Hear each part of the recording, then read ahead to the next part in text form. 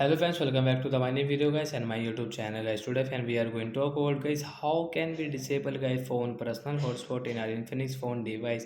Friends, you want to disable guys your phone personal hotspot in your Infinix phone device.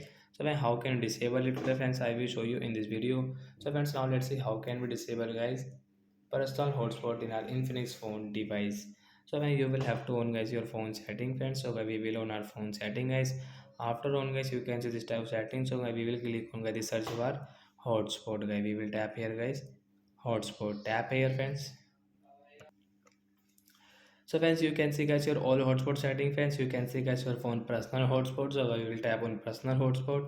Friends you can see guys your personal hotspot guys you don't want to use. So friends you can disable from this right side. After disable guys your hotspot icon will remove on your screen.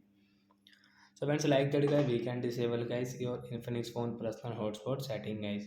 So that's it guys. Thanks for watching the video. Bye bye friends.